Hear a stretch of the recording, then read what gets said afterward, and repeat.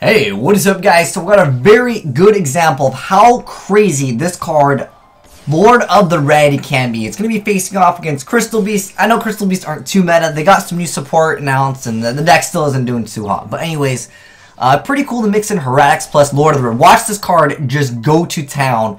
If you guys haven't seen this card, I'm going to read its effect kind of while everything's going on because this card is amazing. So, you ritual summon this card by using Red Eye's Transmigration. Once per turn during either player's turn, when a card or effect is activated, except for himself, you can target one monster on the field, destroy it. Once per turn during either player's turn, when a card or effect is activated, except for Lord of the Red, you can target one spell or trap card on the field and destroy it. So, look at the chains on here. It's absolutely crazy.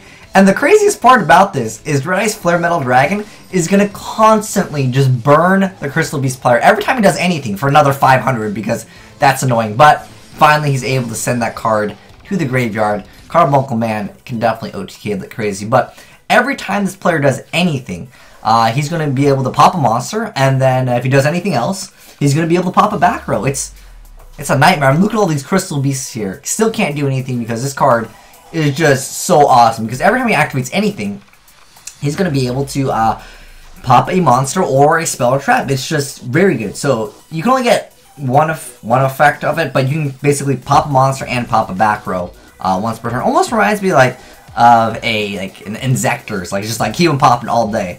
Finally, the Crystal Beast player is able to get rid of the Lord of the Red, but you can see the Claw of Hermos over here. He's going to equip a set with the Red Eye's Black Dragon Sword, and he's going to be able to deal a significant amount of damage to that 5,500 attack to the face. A Crystal Beast player, he couldn't keep up with it. Also, the guy was getting tons and tons of advantage. And thank you, Mr.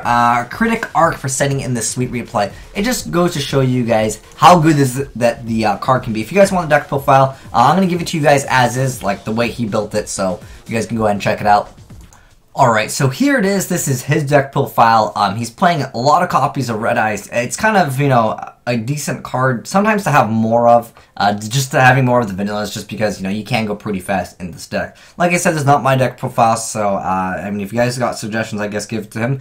But it seems like it's a very aggressive deck, because it's basically OTK-oriented, in normal heretics, but having that extra access to just being able to bust up this guy is pretty nice. Anyways, let's go ahead and go over the deck profile real quick.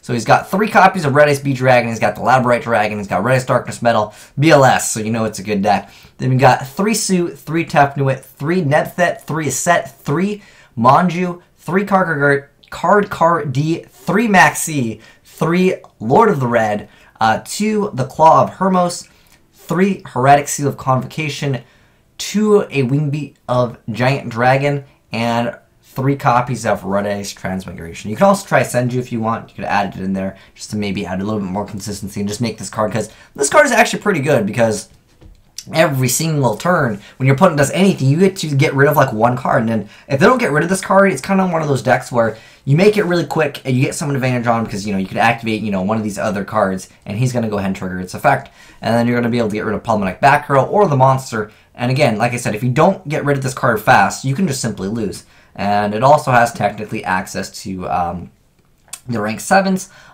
He went ahead and made a first turn Red Eyes, which, I mean, you guys saw how many times the guy in Crystal Beast just 500, 500, 500. He just started burning him away. But anyways, for the extra deck, he's got 2 of the Red Eye's Black Dragon Sword, 2 Red Eye's Flare Metal Dragon, 1 Master of Blades, 2 Dracosac, 2 Gaia Dragon the Thunder Charger, 2 Big Eye, a Concealer M7, 1 Photon Strike Bouncer, and then Heretic Dragon King of Time. One card I really like that I think he kind of forgot was this card over here, Gauntlet Launcher. So you can attach one chip from this card, then target one monster and putting controls destroy it. It's not too often that you'll need this card, but just because certain circumstances, are better handled with this card than other cards, it's just nice to have. But that's the only suggestion I could say off the top of my head. Obviously, a Jinlock would completely wreck him because yeah, he can't really do too much. But some decks are kind of like that. They don't just fold to Jin, or they lose to the Clipboard Towers. There are certain decks that just lose to certain setups. But yeah, or Vandy's Emptiness maybe can hurt him a little bit. I know he can summon this card, then he can bounce it back with, he can destroy all the spell traps. So maybe he can get rid of Vandy's, but Jinlock, I don't know if he can get rid of it. Maybe Well, I mean, you know, Quip, right? I don't know. You get a 5,500 attack monster. I guess there might be more outs to Jinlock, but anyways, that's the deck profile. I thought it was pretty cool, because I was trying this deck out on the stream, and I couldn't get a super sweet combo like this guy did.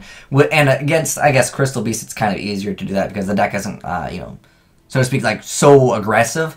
It definitely takes a few turns, and again, leaving this card on the board for too long, you guys can see what it can definitely do. But anyways, thanks for watching, thanks for sending in this replay. It was pretty cool to see Lord of the Red in action, because when I first saw this card, I was all, meh, I don't think I'm going to use it, but it actually is pretty good. Like I said, if you can maybe run a few back row cards, a card can get out of control. But anyways, thanks for watching, guys. Azneyes signing out.